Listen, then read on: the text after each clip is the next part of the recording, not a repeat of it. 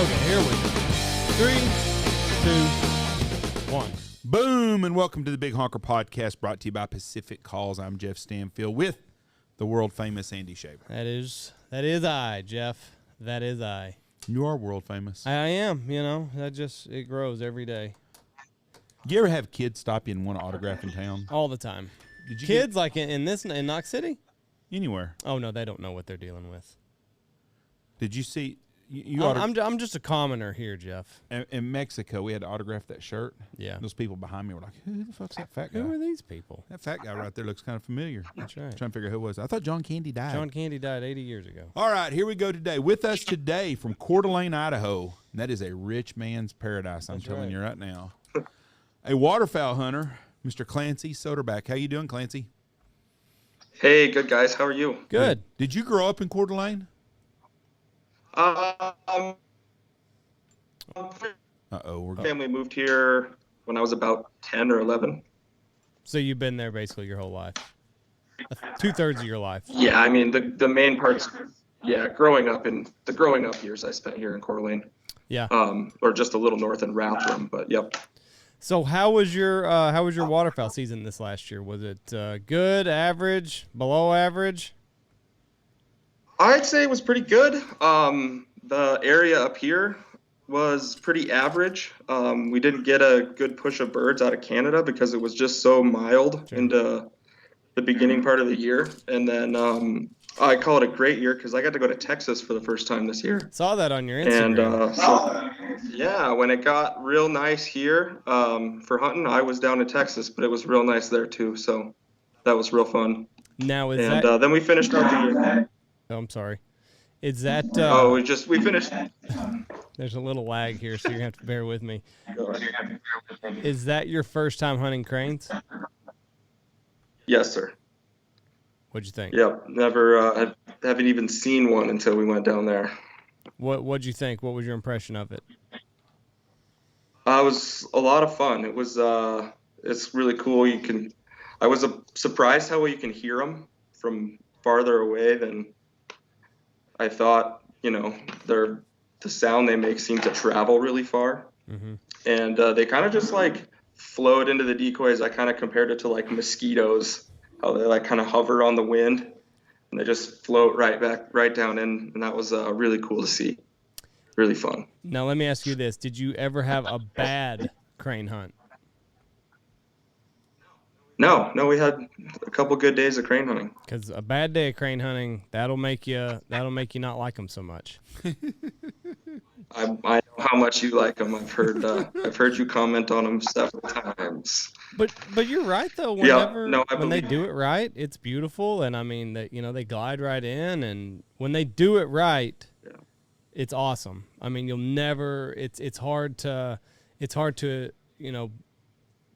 put into words how majestic they really are whenever they come in and they drop those big old drumsticks down, and you just unleash hell on them about the time that those toes touch the sand, and you just piss pound them. But the days where they're just flying by, you're like, you motherfuckers. Yeah, no, I could see. I've had those days, definitely not with just cranes, but Yep, I can see how you'd not have a great crane hunt, and that might make you pretty mad at them. Now, do you guide hunts or do you just hunt on your own? No, I just hunt on my own. I'm not a waterfowl guide. I know a couple, friends with quite a few of them, but I have always been a mechanic. So I work on lots of heavy equipment, cranes, and big trucks. Like a diesel mechanic? So that's always been my sir. Yeah. Yep. Yeah. That's you can make a good living that way. Yeah, it's been pretty fortunate in the area. Like Jeff said, it's growing real fast, and so whenever they're building stuff, they're breaking stuff, and go out there and fix it up. Well, I tell you what, that is a pretty area right there. Them homes on that lake. Coeur d'Alene, Idaho is one of the prettiest places I've seen. Oh, it's very beautiful, and it's growing. So we're trying to keep the expansion to as little as possible. But no, it is those lake homes are just it's hard to even explain them. Mansions on the water, and it's real fun to look at. I drive around and look at them and go, what if? Now, do you do your hunting mostly around that area, or do you are you hunting in different areas? A lot around this area, Lake Coeur d'Alene, that all those houses are on. Down towards the south end of it, it's got some real marshy areas where some rivers flow in and create little deltas. And so we hunt a lot of that. We hunt north of here, up towards the Canadian border quite a bit. We hunt a little farther south on some of that stuff below us. So, I mean, we travel 2.5 hours in either direction sometimes, depending on where the birds are and what's going on. Right. Now, is it fairly easy to get on? It's a high rent district out there. Is getting on property, is it pretty easy to do for you? Well, I mean, and you growing up there, I'm sure has an advantage that way.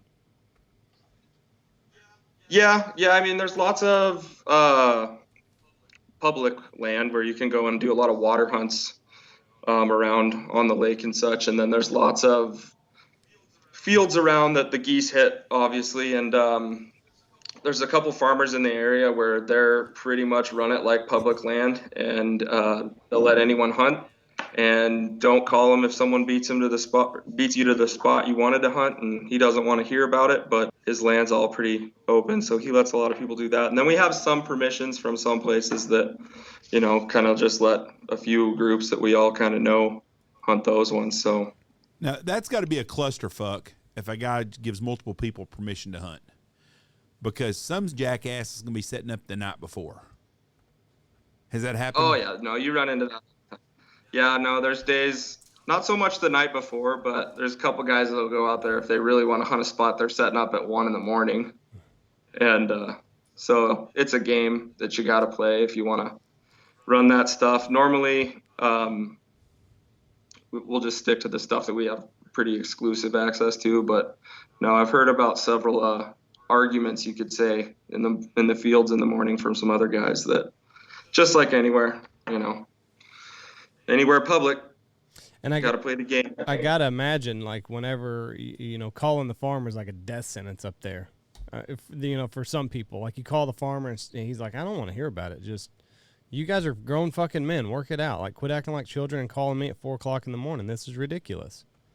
Do not call. Yeah, no, he does not want to hear a phone call about it. So, and that's the thing too, is if he gets phone calls about it, he starts to get mad, and then we don't have a whole lot. We have like a really skinny flyway for North Idaho. We get some of the birds and stuff from Washington will spill over because we're so close. But really, if you look at the map, we have a channel that runs from Canada straight down, and it's just a valley with mountains on both sides. And they kind of cruise down that, and they'll spill into the Pacific Flyway afterwards. But there's not a whole lot of areas, and so when they're in an area, everybody's got eyes on it.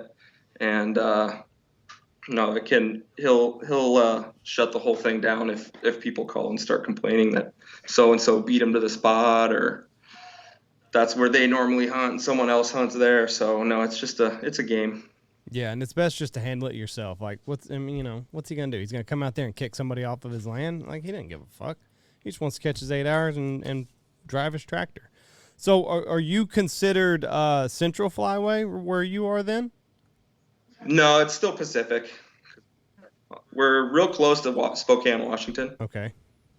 So all of our birds funnel down through Spokane into the eastern part of Washington and Oregon, and I think end up flying down, ending up in California.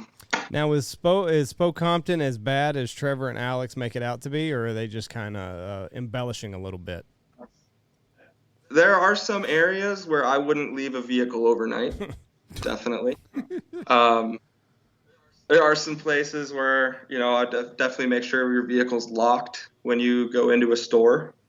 And if it ain't nailed down, they're going to, we have a bunch of service trucks, and they run around all day. And I had guys stop at a place to grab some parts, and he came back out to his truck, and someone ripped the light bar off of his truck and cut the wire.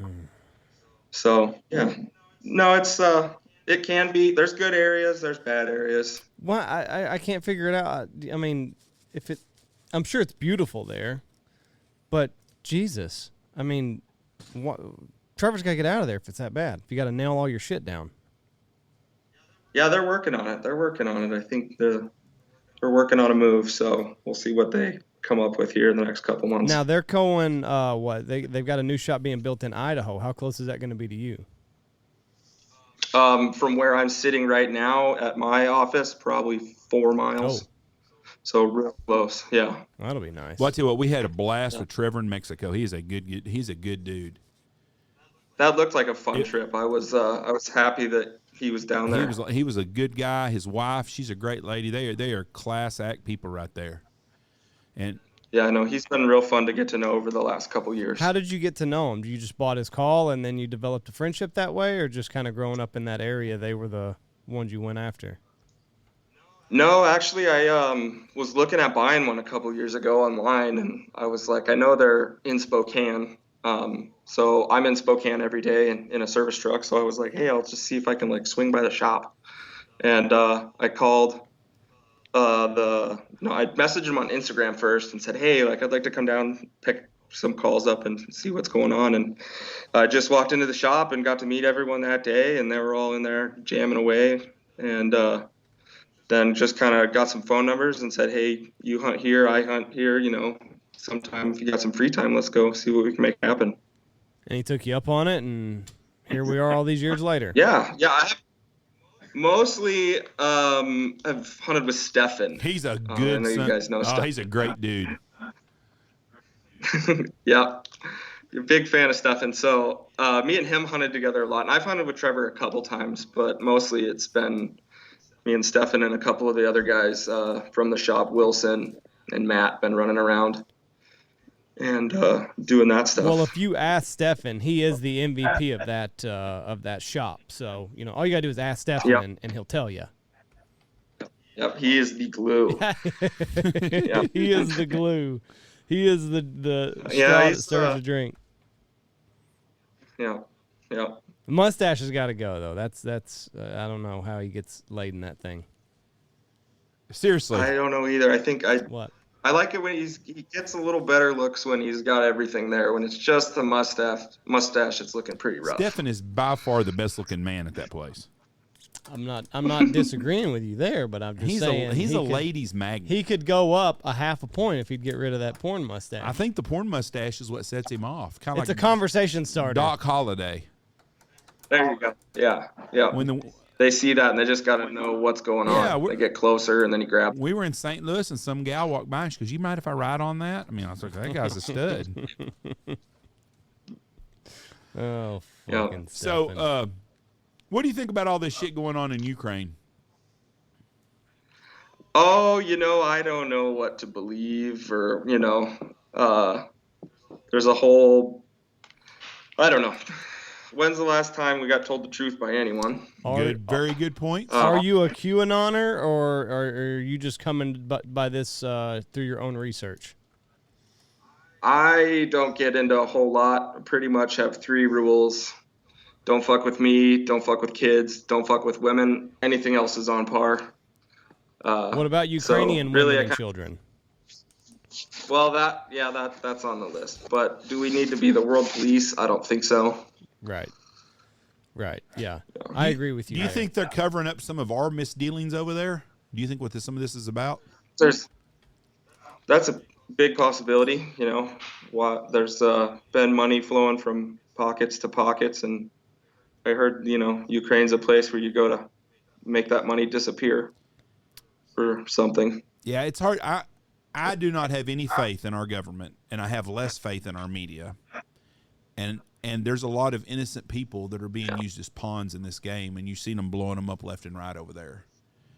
And yeah, no, I seen another picture of some Ukrainian soldiers like flashed across a news channel, and they're holding cardboard cutouts of AKs, and those aren't real useful if your country's being attacked. No, I don't know why you'd run around. There's something going on there. I saw that where they asked our Senate and our Congress to fund $65 billion for aid to Ukraine and for COVID, for the Fauci virus. And what wears me out is why are we responsible to pay for this shit? We've got homeless people stacked up like, firewood in all of our cities in America right now. And most of them fuckers can get a job. I don't feel sorry for most of them. I do feel sorry for some of them. But I don't understand why it's our responsibility to be the world's wallet either. Because if we give $60 billion out of that $65 billion, we couldn't come up with $5 billion to build a wall on our south deal, on our southern border. But we're going to pay $60 billion to Ukraine. How much of that's going to end up in some rich guy's pocket? A good 80% of it, probably. That's exactly right. Yeah. Tony, Jeff's brother, he's a conspiracy theorist, but he doesn't think that, what did he say the other day? This is not a false flag, but I don't even remember. I don't know. He spouts so much stuff off that it's hard to. Well, first he said it was all theater. Then he said that there was a war going on, and then it was back to theater. So I don't. It's hard. He's not a good source. He was not happy with us.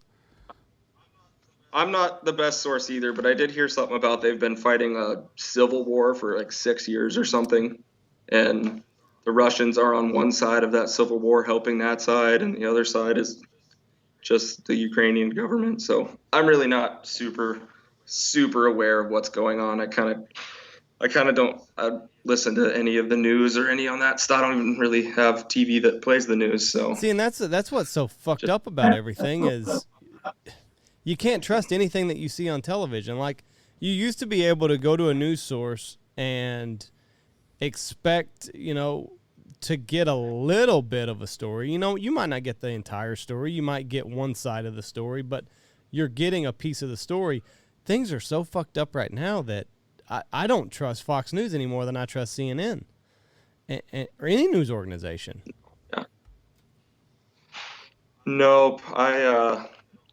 I don't pay attention to a lot of it, and it would be a really weird day for anyone to try and invade us here. I don't think that. I mean, I'm not in the know of anyone's plans, but for Russia to invade here, I think that would be pretty dumb of them. Well, I mean, let's face it. It's taken them we're on day 8, 9, or 10 of them in the Ukraine, and they've still they've topped one city. Is that it? I think they've actually got inroads now in 3 or 4 or 5 different places. But either way, they're not mowing over like everybody thought they would. No. But I don't think the Russian soldiers wanting to fight either. I think he's done. I think that Putin's troops, from what I saw some stuff on Instagram, and again, you don't know what you're seeing is real or not, but it showed the ladies and the kids was using the cell phones of the Ukrainians to call their moms and dads and let them know that they were okay. And so, I don't know. Those poor people over there, I mean, that would be like our neighbors fighting each other, just trying to kill each other. I mean, there's a border there, but a lot of these people are all, have got family in both places.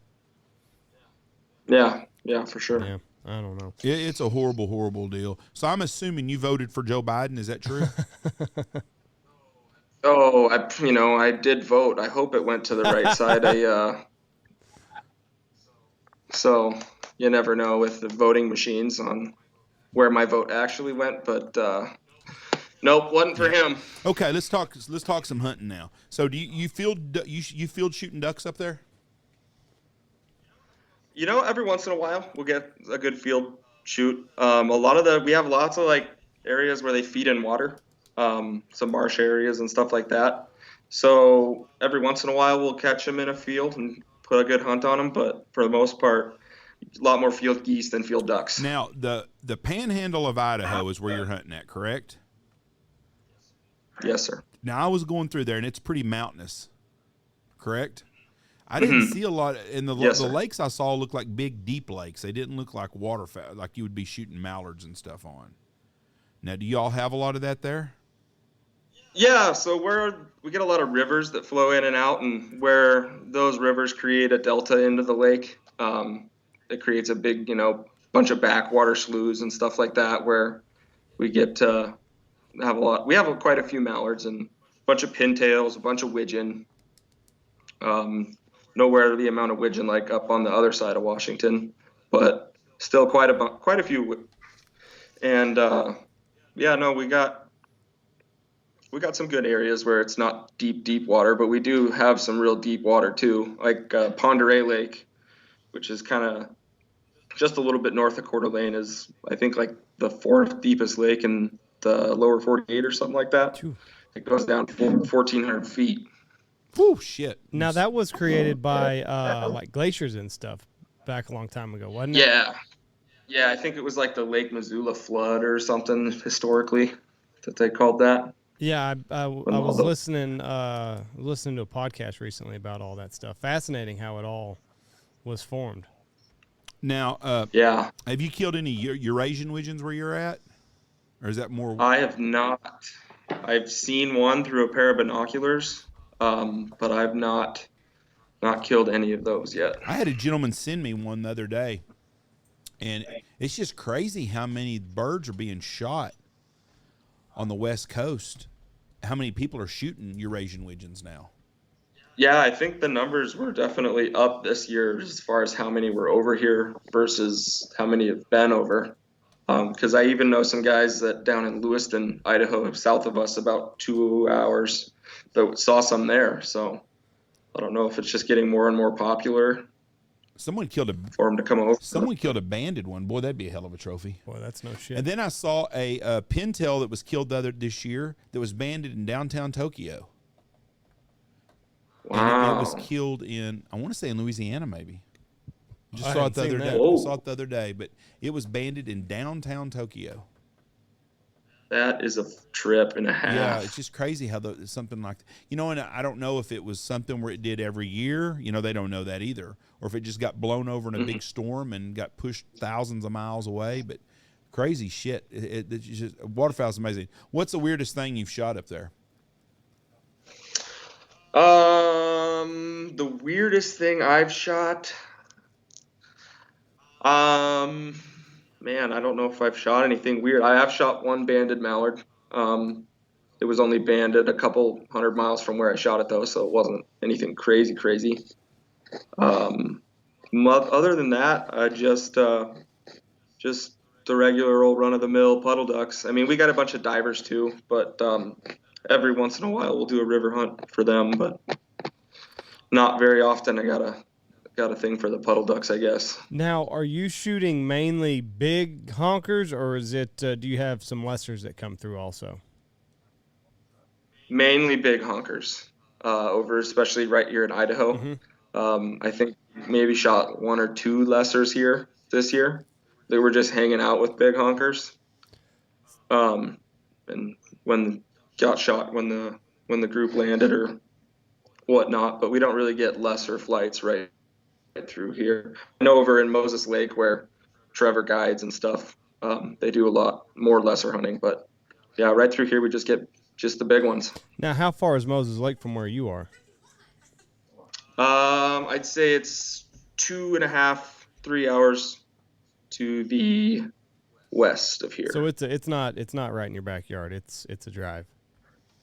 No, it's not real close, but I mean, it's close enough that if you want to hunt over there, you can, because Trevor goes over every weekend to guide, so yeah, it's about. Western Washington, for people Eastern Washington, for people that's never been there, does not look nothing like you expect it would look like. No, that's what I've heard. I mean, you go out of Coeur d'Alene, which is as pretty a country. Lake Tahoe, Coeur d'Alene, Idaho are probably a lot alike. I've never been to Tahoe, but I'm assuming that's big, pretty water and mountains and just beautiful. And you get to Spokompton, and you get to the other side of town past the Amazon warehouse, and it looks like Pierre, South Dakota. I was shocked. I was like, what the fuck? If you dropped me out of a plane and I landed there, I would have never thought I was in Eastern Washington. Yeah, no, it changes pretty drastically once you go by that big Amazon building. Yeah, it's like a high desert. You just start. Yeah, the trees disappear and it just becomes rolling hills like fields and sagebrush. And when you say the trees disappear, there ain't two fucking trees between there and the North Pole. I mean, there's fucking nothing there. I go to Pasco, which is a little south of Moses Lake, for work pretty often. And on the way down there, by a big prison they have named Connell, And right before the prison on the highway, there's one pine tree, and it's like staked down so it doesn't like blow over in the wind. And it says Connell National Forest. So I just found that. It says it was banded. It was at least 14 years old. Was banded the day after Christmas on 2001 at the Saitama Duck Refuge in Obayashi, more than 5,000 miles from Delavan, which is in California. It was in California. Okay, I'm sorry. It was in California. It's the 16th duck banded in Japan that has been recovered in California. I am impressed that I think you got that name right of that duck refuge. I'm sure I did, Jeff. Say it again. Obayashi. I bet that's pretty damn close. I bet I nailed it. You think you did? Yeah. 5,000 miles though. I mean, and listen, I don't know where this refuge is, but I got to assume most of that is probably ocean miles. So where the fuck did this duck park its ass long enough? Oh, I'll bet you that duck to replenish itself. I'll bet you that duck winters in Kamchatka. Oh yeah, Kamchatka. I know where that is. And then cuts across like Dutch Harbor and that way. And I bet that's how it happened. It's not as impressive since it's in California when I thought it was in Louisiana. But it's still, I mean. It's a long way. But when they go back up north, it's in a tighter location. It's not very far from Russia to Alaska to come down. But that's still amazing. I mean, they've shot some geese out here that was banded in Russia before. Right. So. And.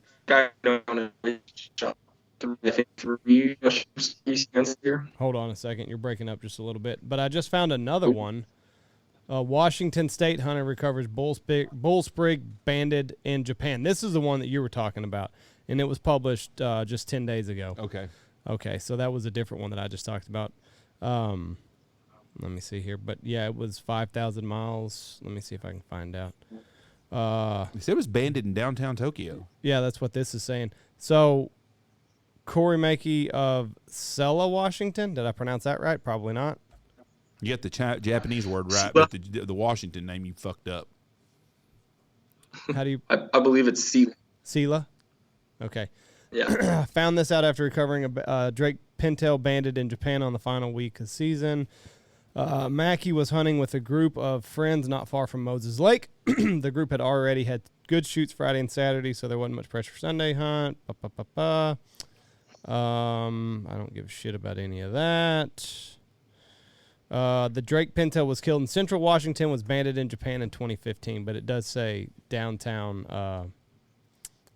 Tokyo. So it's pretty cool. Yeah, I think I heard those guys too. I'm trying to remember who it was. That's badass. Oh, our friend Brad Bortner, now chief for over 6 years prior to that. Bortner said he found out about the Drake pintail. It sounds like he might have been on the hunt. That's interesting stuff, I'm telling you right now. Pretty cool deal. Might have to get Brad back on the podcast. Ducks are an amazing deal. Keeps everybody all together out there. Everybody's same family, same thing, same goals. Just shoot ducks and be happy. Y'all think, yes. What are your thoughts on, we're going to touch on two things now since we're talking waterfowl, this podcast for a change. There's a lot of internet battles going on right now over shoot and roost. Have you seen all that shit? I mean, that's age-old battle. Well, it's a lot of it going on. What do you? It's getting a lot of attention on social media. Yes, a lot of the Oklahoma guys shoot and roost. And here's my thoughts on this deal. I'm in the hunt business, and your goal is to give your clients the best hunt possible. Mm-hmm. If you shoot the roost all the time, you're eventually going to push your birds out. Been there, done that, seen it happen. Got the shirt. But you also are trying to give your clients the best hunt possible to do. So I understand why these guys do that. Do I agree with them doing it all the time? No. I think you need to try to hunt the land as much as you can, leave the water alone. So I am on the side of the guy who's trying to make a living and make his clients happy. But you also got to reserve your resources, and I think they're going to push their resources out of there. That's my 2 cents on that, but I have read a lot about it. What is your thoughts on that, Andy? Oh, you're going. You go to Clancey first. Okay, Clancey, you tell me, what do you think about and that? Do you see any of that in your area, or is that just a southern deal? I think that's more of a southern deal. A lot of the geese it happens in Washington too, for sure. where they all kind of roost in one location. But as far as where I'm at over here in Idaho, I mean, a lot of the geese that we shoot in the fields around here roost on the Spokane River that flows from Coeur d'Alene to Spokane, and it's a no hunting zone. So those geese don't get messed with on the roost ever. That's great. And they'll constantly bounce back and forth from the fields to the roost. And but no, I think it definitely does happen. And I guess really it just, if you see, that's where like it's a little weird because water's public up here for the most part, unless it's like a tiny little pond that a farmer has. So if you have permission from that farmer and that's your pond to hunt and you want to shoot your own roost, I think, go for it. But I think it's different when you got a whole bunch of guys that share the same roost, probably down for you where you guys are at and in Texas and other places. And that's probably where, everybody's expecting their birds to leave and come from that roost. And if you blow them out of that roost, they're not going to get their birds to their other fields. So, well, most of these guys are letting the birds get off in the morning and they're hunting them, and they call it a loaf. But the fuckers, if you're watching them leave in the morning and you're going in there at 8 o'clock or 9 o'clock after they leave, roost shoot. That's a roost. It's not a loaf. Right. Then call it what you want to. Right. A loaf is when they feed they come off of one roost somewhere, they feed, and then they go to a different body of water, and because a lot of times they'll find a smaller body of water that's closer to where they're feeding. That way they don't have to go all the way back to the roost. So if it's a different pond for their afternoon set, that's a loaf. If, like Jeff said, if you're watching the bastards fly out of there and then you're hunting them when they come back, you're just hunting the roost at 10:30 in the morning. Yes. And that's and it's getting to be a big debate going on right now, and I've seen both sides. I've been on both sides, but I've got 16 clients here, and that's the best option to shoot birds for a day, and I can put all 16 guys together to do it. I've done it before. I've had it backfire on me, and I've had it work real good for me. But it's all part of the game of doing it. But one guy was really, really adamant about it, and it's like, What did he say? He was on this outfitter's ass about, you didn't do a good job of taking care of your clients. You're half-ass. You're stealing money from people. Blah blah. You put us together. You did this. That. There is no outfitter out there that wants to have a bad hunt. Mm-hmm. I've never ever thought, man, I tell you what we're going to do today. We're going to fuck these guys' eyeballs out, and we're going to get them on a shitty hunt. We're going to show them. There's not an outfitter out there that does that. Every outfitter's got the same goals. Now, it's hunting, and things happen, and I've had days I thought we were going to shoot the shit out of them real fast, and we struggled to shoot a bird all day, and I've had days I thought, boy, it's going to be a tough day with traffic, and we're done in 30 minutes. I mean, I've seen it both sides, but I've never intentionally tried to give someone a bad hunt. We've had hunts I knew it was going to be a tough day. You got no wind, it's 75 degrees, it's full moon, whatever that is. There's days that are just going to be tough days, and you know it. But this guy, I think I don't think he was being fair to the outfitter, but I don't think the outfitter was forthcoming with all his information, but it was just a bad deal. But the guy was complaining because they did a big roost shoot and it ended up not working. Okay. And that happens. Sure. And you could do a big field shoot and it not work. Yep. Been there, done that too. Yeah. I mean, it's hunting, but I think these guys shooting these roost deals, I think if they want to do long-term, they're not helping their long-term goals. Right. They're going to push. You can't shoot, especially this year, right where we are right now, we're having a horrible drought. And a lot of people don't notice it because it's been in the wintertime. But one of my local farmers told me the other day that he's had 1.25 inches rain since September 1st. Yeah. And that's horrible. Because September and October are our third and fourth wettest months of the year. It's May, June, and then September, October, the second two. And we're already in a big drought, and the rain chances, every time we got a bunch of rain coming in a week, they take it out 2 days before. Well, if we don't get some rain and these areas in Oklahoma don't get some rains, it's going to be really bad come next fall. Well, that's when you're going to fuck yourself. That's when you're going to fuck yourself, and you're going to push them birds somewhere else. Because right now, if they've got two, and then I'll answer your question, but if they've got 2 or 3 or 3 or 4 roosts that they can bounce to when you hunt them, it's not as big of a deal. But if you get down to 1 or 2 roosts and then you start burning them down once a week, twice a month, every other week, you're going to start running into problems. My thinking is if you've got the resources and you've got multiple places of bodies of water where these birds can go after you shoot at them on the roost, I think it's okay. But if you start getting into drier conditions and you get down to 1 or 2 roosts, you're not going to help yourself in the long run.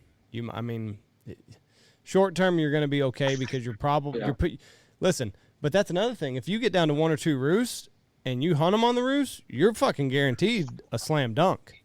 I mean, you're the only game in town. So when you do have multiple bodies of water, it's kind of you run a little bit more of a chance at them not coming back to where you are. But I would say avoid it if you can at all possible. But at the same time, you are in the business to produce good hunts and to create memories for these clients. And if that's your only option, as bad as it is, I mean, that's kind of what you got to do. But you've also got to not be shocked when you look up and your area is not the hot area anymore. No. I mean, there are consequences to everything that you do. If you hunt them in the same field all the time, you're gonna run the risk of those birds not flying over that field for a long time. So just be ready for the consequences, but you are in the business of having good hunts, and no matter how short-sighted it may be, a couple years from now, you might not be in the hot area anymore. Let me ask you this then, or I'm gonna say this. I guess I'm not asking you. I don't understand why anybody would want to hunt water if you got a hot field to hunt. Right. First of all, if on a hot field hunt, you may be done at 8 a.m. Yeah. If you're hunting on a roost deal, you're lucky. Time you get everything picked up and shit, it's 1 o'clock sometimes or 1:30. Oh, yeah. So I don't know why anybody wants to hunt water anyways. The benefit to hunting water is to get to shoot some ducks also. That's the only thing. But if you're in a hot field, I'd much rather take the hot field. And a dry field, it's easier on your equipment. It's easier to hunt. It's easier on your guides. So that's so be it. Yeah. Anyways, that was part of my conversation piece, and I didn't know if y'all dealt with that up in Washington or not. Yeah, I definitely think that's a problem in some areas, but for the most part, right where I'm at, it's not a big. If you could shoot the roost, it would get shot all the time, and it wouldn't roost birds because the guys, people would be in there shooting them because it's public. So are the bodies of water? See, that's another thing. Like down here, it's smaller bodies of water. Like I gotta imagine the lakes that you guys have are acres upon acres upon acres of just nothing but water. Like down here, there's a lot of these roosts that you could damn near shoot across if it's right conditions. Oh yeah. Yeah, I did get to see some of that when we were down there driving around, and you see just all like you could have walked across this. Good sized lake on the backs of birds, and I thought that was just insane because we have so much water here that you don't see that. I mean, you'll see them all out in the bays and stuff, and they roost in pretty big open water, and then for the most part they'll take off out of there in the morning, and then you'll see them like roost in a big open water and loaf in a river. And so we've been able to shoot sometimes where it's a true-ish loaf. It's not somewhere where they roost, but it's in a river. And that's always a good after mid-morning hunt. Yeah, that's what Blake and them do in Nebraska. They've got the Platte that runs through some of their land. Well, those birds go there mid-morning, and they go out there about 9 o'clock, set up in the pit, get the heater rolling, and then they start trickling back and shit. I mean, really, by the time the big flights are coming, they're bumping a limit. Do you Yeah. have you ever noticed? I think this is pretty funny. I see guys, especially that do the roost shoots. Or the loaf shoots, whatever they call it. They go to Canada and hunt somewhere else, and then they bitch because somebody hunts the fucking roost. Some asshole done blew the roost. Blew the roost. You fucked it up. Well, that's what you do all the fucking time, So just hypocrites. They should be all fucking politicians. Speaking of Blake, speaking of hypocrites, he's not a hypocrite. No, Blake and Emily got engaged, and we all knew this was coming on our trip. My advice to him was don't ask her until we're fucking either the last day right before we get on the plane. That way, if she says no, it's not awkward for all of us. Is that rude of me to think that? I mean, I didn't want to ruin my trip. Yeah, that's a gamble. Yeah. It'd be, well, you want me to take you to the airport, she can stay, or you want me to take her to the airport? The best picture that we got the whole time was Blake and Emily. they're cheesing it up after they got engaged, and then here comes Trevor in the background, and he photobombs them. Best picture that we got from the whole trip. Nice. I was tooted. I don't know about Blake because some women. What day was this? Isla Mujeres. Yeah, after all the free damn Jeff, tequila. I don't like to throw people under the bus because listen, women get a little weird whenever you start talking about these monumental moments and then they come to find out that you might have been intoxicated. So there's a good chance on this trip the only person that wasn't very intoxicated is me. Wow. And Miss Austin. Yes. Yeah. She was totally sober the entire time. She is such a trooper too. Yeah. I mean, to be around a bunch of fucking drunks all the time, and she was just easy going. I busted my ass down there, big time. So whoever the fuck at Planet Hollywood thought it would be smart to put a drainage ditch on one side of the sidewalk should have their ass whipped. I'm stumbling drunk, like not in a good. I'm trying to go get my COVID test scheduled. I look over to my wife. I look over to my wife. I'm literally just following my feet. I have no idea where we're going, just following my feet. Like it's that kind of drunk. Like they're in motion, and I'm just trying to stay. Just trying to stay with them. Stay balanced.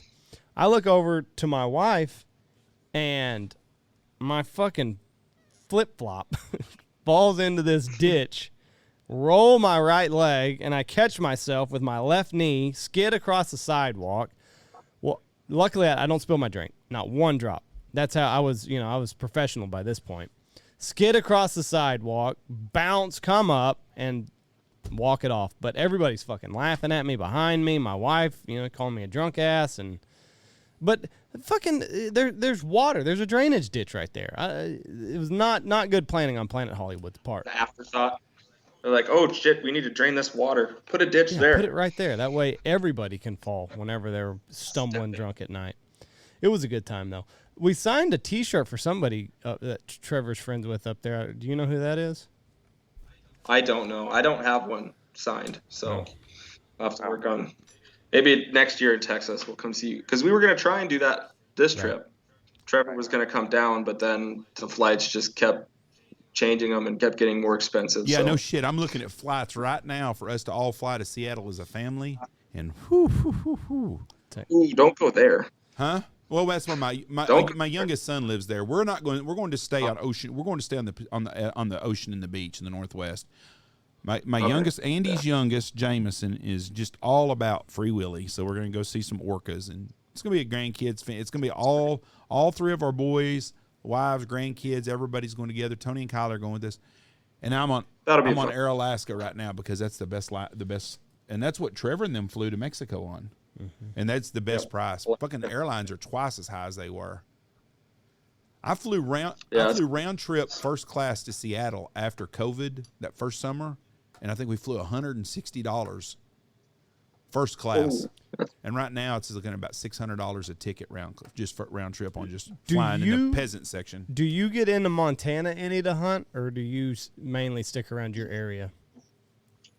Mainly stick around my area in Washington, just right over in the Spokane area with the guys from PC. But no, I haven't really done anything in Montana. Don't know that like the Missoula flight is great, and that's probably the closest area because it's just mountains from here to Missoula. So I don't think you're going to see a whole lot. I know that Trevor went up towards Helena this year, I think.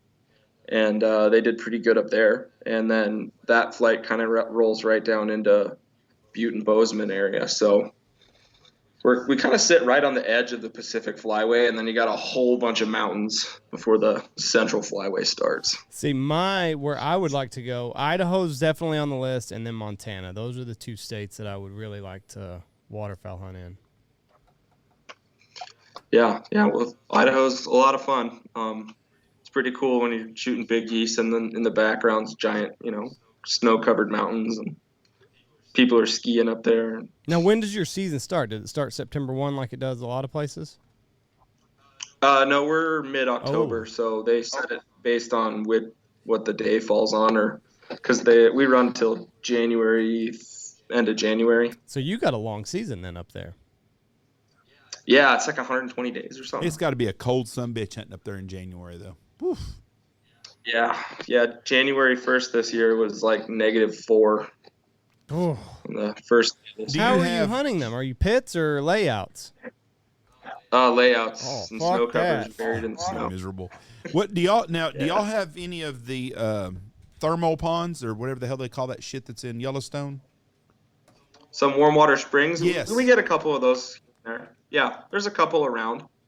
And they hold ducks great. Yeah, no, it's when everything locks up, if you can find a warm water spring, it's a ball. I bet that is a damn blast shooting greenheads there. That would be fun. Yeah, Yeah. it's kind of like those little creeks that the dive bomb guys hunt and stuff. I don't have any of the creeks that run like that, but we've got a couple ponds that just don't freeze because they have some sort of warm water spring underneath them. And yeah, no, it can be real fun if they've found it, because it kind of takes them a while to find it because it's not something they would normally hit if everything's open. So they've kind of got to be around when it gets cold and go, hey, that water's open, and just kind of keep using it until everything locks up, and then it's the only water around. It would be like hunting that fucking water at Red River, New Mexico. Right, yeah. Fuckers ain't, I mean, there's 100 mallards sitting there because that's the only place to go. Yeah. Now, do y'all hunt, do you have a strong resident population there when the season starts, or are you hunting totally migrators? We have a pretty good resident population, but I think because everybody gets jacked up to go on opening day. So I think after the first week, that resident population has got, they're licking their wounds and they're moving out. And then it kind of is a gap of when are we going to get some new birds? So if the weather's not nice, it can kind of create a slow start, but I don't know. We chase the resident ones around until they decide to leave. Do you have sandhill cranes that nest where you are, like in Montana? Not in this area. I don't think I've ever seen any nesting. I'm not positive that they don't, but I mean, I do a lot of running around in my duck boat in the summer, fishing and whatnot, and I haven't seen any. Do y'all have cranes where you're at? Do y'all have a crane season in Idaho? No, well, down south. So Idaho's really like totally, how once you leave Spokane, it turns to high mountain desert. Once you go south into southern Idaho, same thing, and it's just desert and there's lots of rivers and stuff to hunt. I know a bunch of guys that do well down there, and there is an area in Idaho where there is a crane season, but you can shoot 2, I think, and then that's it for the year, and I think you might even have to draw it. I think I remember we had a guy on that talked about that. And it talked about going somewhere and they had to draw, and they can only shoot 1 or 2 a year.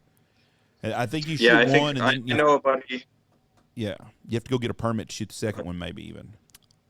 I know they're leaving here in droves right now, which is usually about the time they start heading back. But you walk outside and you just I would like to start. You just hear them all hours of the day. That's they're getting the hell out. Well, fuck, it's 80 degrees here today, so I'd be getting out of here too. But they're calendar migrators because every year on spring break this time of year, they come out here by the thousands, coming out of Mexico and the South Texas coast, and they're going through.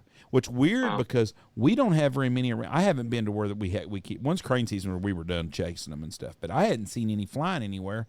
But they obviously somewhere south of us holds a bunch of them so late in the year. Yeah, I would agree. So I would agree also, but. Yeah, they're making that trek north, and we had Ben Fujon was on here, and he said usually when you see cranes, your conservation season is about over with. So I don't know. It ain't very far from Blake's house in Nebraska. No, as a crane flies. So I saw if it keeps up like this, I don't know how much longer Nebraska is going to have a bunch of snow geese. I went through the peanut country yesterday, and I did not see 2 days ago. Right at prime time, and I didn't see a goose flying anywhere. A week ago, before we went to Mexico, there was still a bunch of birds here. Well, fuck, it was snow on the ground when we left from Mexico. I understand that, but it's just a week. It's just a week ago. Right. That was 1 week ago today. There was a bunch of geese. I didn't see one, so I'm assuming all our geese are gone now. Calendar and hot. They knew it was. Yep. Time to go. But they're still shooting snow geese in Arkansas, I think, right now, which is surprising. I don't know nothing about the snow goose game other than it's fucking miserable. There's a dude that makes fucking post about shit that's comical to fall because he's a train wreck. And that's about all I know about snow goose hunting. But I I went down and did it last year one time. It was pretty fun, but it was also very, very train wrecky Where did you do it at? in Arkansas. What was the weather like? Was it miserable or was it pretty It pleasant? was right when that big freeze let up, or like right afterwards, because you guys all got that super deep freeze, and I was with Trevor and Stefan and Mather and those guys, so we went up or down and met up with Bennett in Arkansas, and yeah, it was a muddy mess. I saw one of Bennett's stories the other day, and his entire layout was full of water. Yeah, Fuck that. I saw that one, dumping it out. Oh, and they left guns and stuff in there too. I don't know if they were just. I don't know if it was like a freak, if they got more rain than they were expecting to, or what. But like he had his gun left in there, and I was like, oh no, that is not a good situation. There is the hunts I watched the guy video the other day with the guys, and they're just shooting in the air, just unloading those guns, and the geese are falling and shit. And I thought that would be fun, but all the work and the details. The only way my fat ass is doing it is if I'm going on an executive hunt where they take me out on a fucking quad, drop me off where I'm going to hunt, and that's it. I don't want to roll around in the mud like a pig, anyways. And it just does not look interesting. The only way I would want to do it is go to a pit up north somewhere where you're in a pit and it's comfortable. But yeah, I think if I do it again, that would be the way to do it. Is somewhere in the Dakotas. Did you have a fucking headache all day from that e-collar? Oh, I heard it in my sleep for like a week afterwards. Screw that. Like Austin Kaufman, he looks like he's doing a lot more comforting than everybody else is. Well, it's also, I mean, it's nice in the Dakotas right now. You know, it's 60, 70 degrees, sun shining. So, you know, of course it looks pleasurable. Fuck, you get in Arkansas and they get nothing but rain and ice and shit. Well, it looks like you're fucking in a or a damn crawfish farm. Yes. Just sloppy ass fucking water and mud. Nothing about it looks interesting at all, other than to shoot a few birds. Did y'all have a good hunt when you were down there? Yeah, we had a great hunt. It was the first time I'd ever shot a snow goose, because we don't get a whole lot of those either. And it was fun to go down and do the whole e-collar unplugged guns deal, and because it was foreign to me until then. Was there a lot of drama involved? Yeah. That's all drama. Yeah. No, but it was fun. I mean, it's kind of cool too watching them, because it's a different style of hunting complete for the most part from what I know. Like, the first time we ever really laid in decoys was in Texas this year. We just don't have a whole lot of spots that works up here. You're constantly like on the edge in layouts? Yeah. Yeah, edge hides, and that's kind of how we do it here. We do A-frame, edge, pivot heads a lot. Towards the end of the year, we had the same birds here January 15th that we had here November 15th. So they were pretty wise to the game. So January, we started having to switch it up quite a bit. So we hunted underneath the dive bomb socks, which is a game changer. Because a long time ago, we used to have to dig like full body coffin grave type things, and our clientele has gotten older, well, those holes are a lot harder for these guys to dig. So being able to just set a chair up and then have those tall socks over you and hide that way, it's a game changer. You know, you're not having to dig fucking graves at 5 o'clock in the morning. And I mean, whoever at Dive Bomb figured that out, like, my hat's off to you, because it's the way to go now. We hunted a Milo field down there in Texas that I would have swore to you, if I had not been able to see what I was walking on, that it was concrete. Yeah. But it was hard stuff. Yeah. So, I mean, you wouldn't be able to dig a coffin in one of those things. The good thing is about out here where we are, we hunt mostly peanuts, so it's a real loose, sandy. It's like digging on the beach, but still, I mean, you do that 90 days in a row, and it's hard on your back, even as a youngster. And then you get somebody out here from Dallas, Fort Worth, that picks up a shovel once every decade, and they look at you like you got a dick growing out of your forehead. Like, what the fuck you want me to do with this? Like, I don't even know how it works. And they start upper bodying it, and you got to go back, and then they bitch all day because the first hole wasn't right, and they're laying flat on their back. And so yeah, the chairs and the socks, if you're hiding out in the middle, is definitely a whole hell of a lot easier than way we were doing it. Yeah, those chairs are neat. But, you look back at it, and 15 years ago, 10 years ago, none of this shit existed. Dive Bomb, they didn't have any of that shit out. So you had to play with what you had. We had silhouettes, and we had a shovel and some plywood. So this is how we're going to hide. But being able to adapt with the times is definitely important. Equipment has changed more since I've been in the hunting business in the last probably 10 years than it did the first 20 years I was in business. Oh, yeah, definitely. And there's no telling what's going to be next. I don't know what can be next. Someone needs to come up with a way to launch a goose decoy in the air that comes back to you like they're landing. I know that sounds so fucking absurd, but I'm telling you, I said forever that if you got some kind of decoy motion that would roll over like a goose picks itself up, these flock of flickers and stuff is kind of that way. But if there's a way to get to shoot a goose, there's some kind of air cannon to shoot it up about 100 yards in the air where it unfolds and it's got cupped wings, and you can retrieve that fucker right back in. I'm telling you, that's a game changer. But you look at things like that. But if you look at where we are, we're just kind of recycling. We're just kind of at a different point of where we were 20 years ago. We're just improving it. We've improved. Yeah, the silhouette has been improved tremendously. The socks have been improved tremendously by Dive Bomb. But when you look at it, they were still around 20 years ago. They're just a whole lot better now.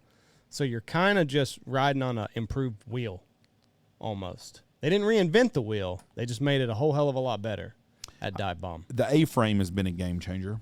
Yeah. And now the Stanfield stool, which will make it more comfort.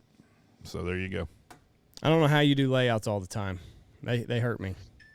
Yeah, no, I try not to as much as possible, but a lot of times that's what we got. So yeah, you gotta play with what you got. So, yep. Do you have any turkeys up there? It's getting to be about turkey season. Yeah, we got a lot of turkeys. They're everywhere. I've never really shot a turkey the right way to like call a turkey in and shoot. It's kind of just been like happenstance, like, hey, there's a turkey. So this year I'm actually going to go out with some guys from PC, and I'm going to actually do my first ever like turkey, call them in to a decoy and shoot them that way. So I'm pretty excited about that. You should. They're all set up they're selling turkey calls like left and right. And, they got a big turkey line launching. Fuck yeah, you should get into that. It's a lot of fun. I'm going to the turkey show next year, and I don't even turkey hunt. I want to see that. Was it in Nashville? Yeah, it's there every year. We're gonna go next year. At the Gaylord, is that what that place is called? Fly up there, walk around for a couple of days. I've got a lot of friends that go there, and a lot of people. Yeah. I want to go by and just visit with people. I think it would be interesting. Get away. I heard that hotel's beautiful. Are you coming down to Texas for the Ducks thing whenever Trevor and them do, or you're gonna stick around up there? No, I think I'll be up here for that. I think I'm gonna try to go to Game Fair with them this year. So I don't know that I'll be down in Texas. I gotta run my own show over here at the equipment shop. So kind of gotta spread my time off around. You're a one-man band, so like somebody's, if you don't show up to work, shit doesn't get done. Yep. Got to keep the guys in line. Yeah, I understand. Well, Clancey, we're gonna let you out of here. It's been an hour, and we appreciate your time, my friend. Been a good. Thanks for having me on. Been a good visit. We appreciate you. God bless you, man. I hope you have a great summer. Stay safe and watch out for Bigfoot. Yes, sir. God bless you guys. Hey, before we let you go, Jeff brought it up. You ever seen anything like that? I've seen some weird stuff in the woods at night. Couldn't tell you what it was, but I didn't want to be there at that moment. Hold on a second now. We're not letting you go that fast now. Are we talking like two midgets fucking a goat or something like really different? Weird? Like no, Bigfoot or extraterrestrial? I think more Bigfoot category. Bigfoot category for sure. Well, wouldn't he be an extra? No. We don't know what he is. Same. Yeah, I don't know. If he's around, he probably lives up here. I know they see him more in California, but I think. Tell us about your sighting. Oh, I don't just waterfowl hunt. It's definitely my main goal, but I definitely do a little big game hunting too. Okay. And walking out of the elk woods at night with just a bow in your hand when you can't really see anything that your headlight isn't shining on gets a little eerie. And there's some times where, you know, it sounds like something's running on 2 feet versus 4 feet near you. And it's a little nerve wracking when there's no moon out and coming out of the woods. So I've just been a little, you know, hair on the back of your neck stands up. Well, it can also like jump out. And, yeah. That's no fun. I saw a video. Yeah. I had a guy send me a video 3 days ago of something up by Hackberry Flats in Oklahoma.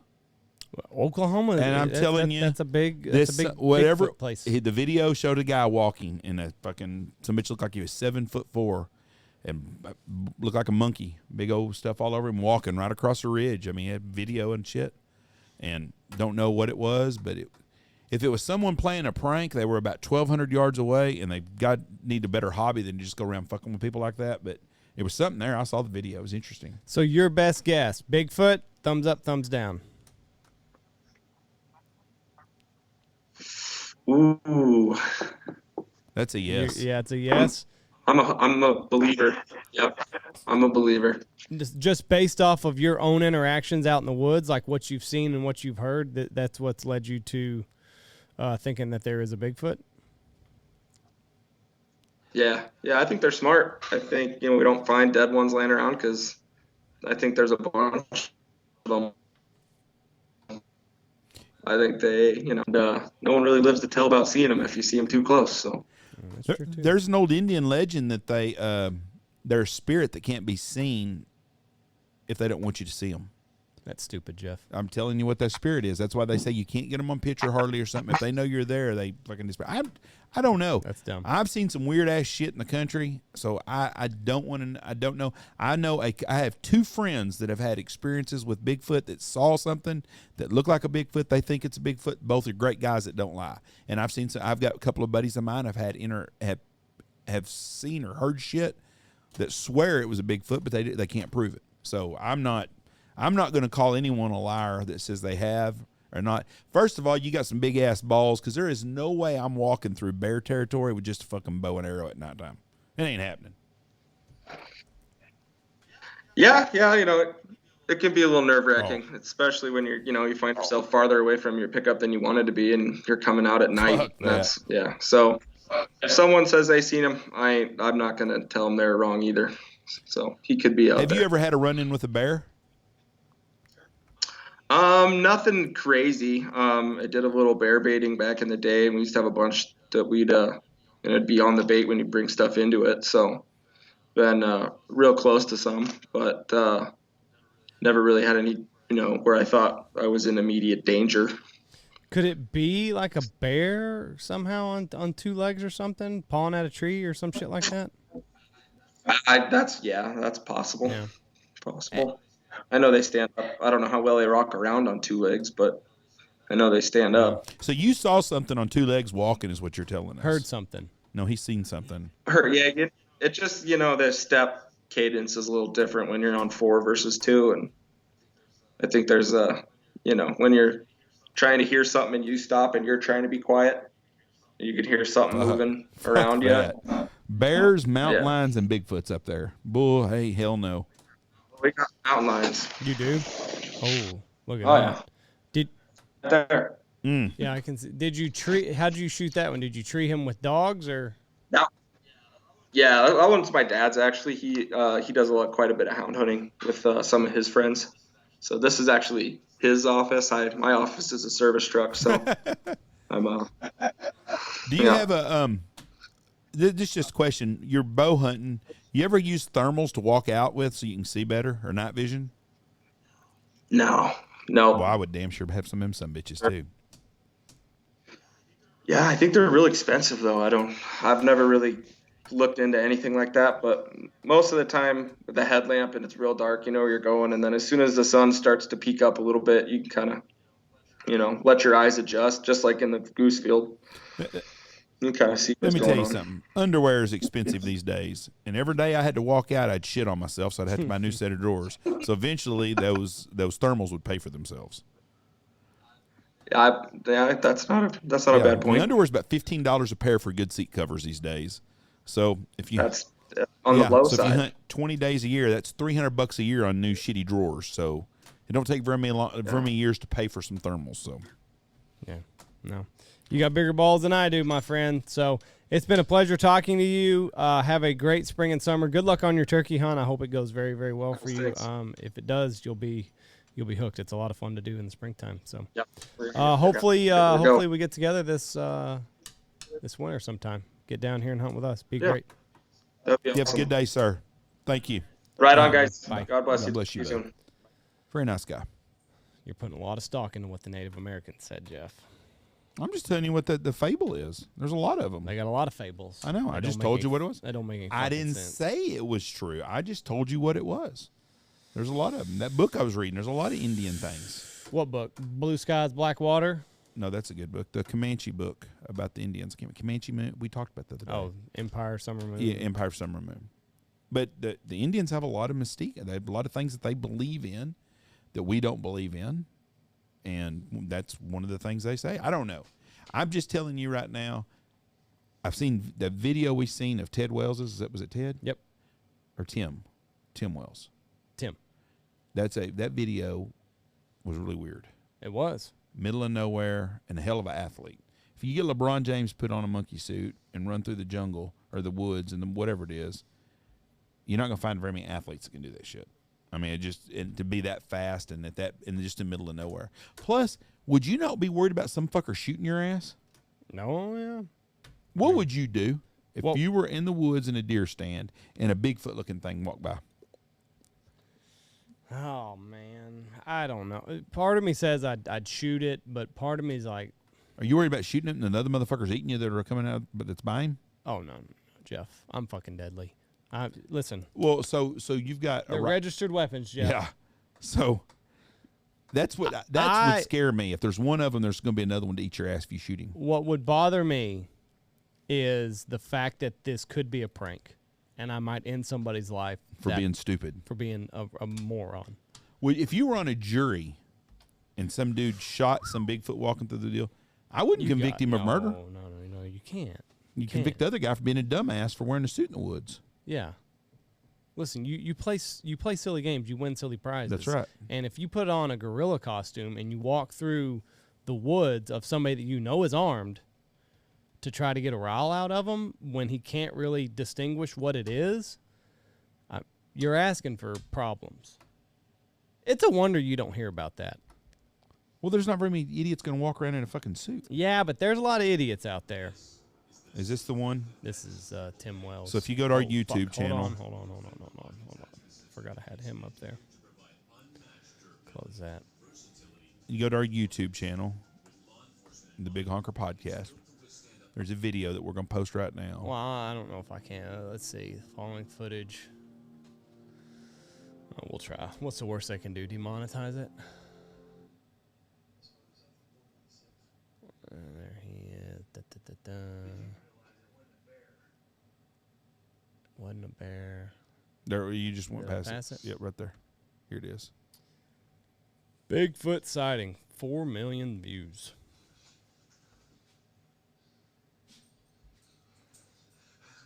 I didn't know what that was. Oh, fuck, I missed it again. Yeah. Right there it is. You think that's it? I think so.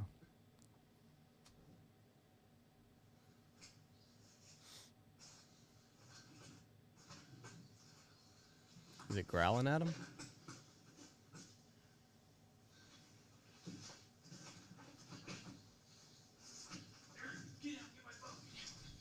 Here it comes. There he is.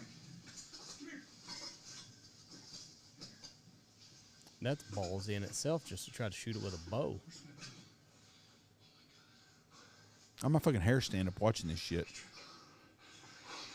Go back again. I think we've already missed it again. No, it runs at him. I don't think we hadn't gone far enough. I think there's another encounter. I can't see. I think it's back. One Where time it ran at him? it jumps over the damn edge of the cliff. Yeah, because that's the thing that I saw is it.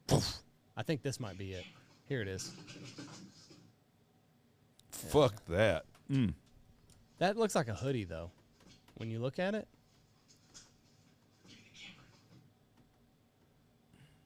I mean, I'm not trying to. Zooms in. He zooms in on it here. Does that not look like a hoodie? No. You don't think so? Look at the very top. Look at the very top. This motherfucker needs a haircut. Right there in the top. Hoodie, mask. I don't think so. No, that's not a hoodie. You don't think so? No, when you turn sideways, you can see that's not a hoodie. Right there, it kind of does. But when he turns, right here, you can see it's not a hoodie. It's just hair. It's just poofed up. Oh, fuck that. Son of a bitch. You can see, like, he's like, what in the fuck? Oh, my God. Have I gotten a hold of? Now watch. That looks like a hoodie to me. No, it's not. When he turns sideways, you can see it's not. See? Look. No, it looks even more like a hoodie that way. Right, but watch this when it goes. Maybe it was cold.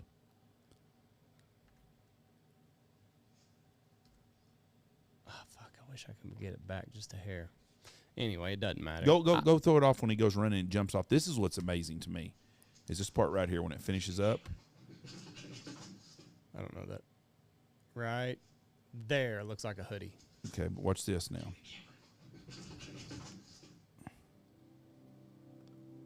Should have shot that motherfucker. He's behind a tree, Jeff.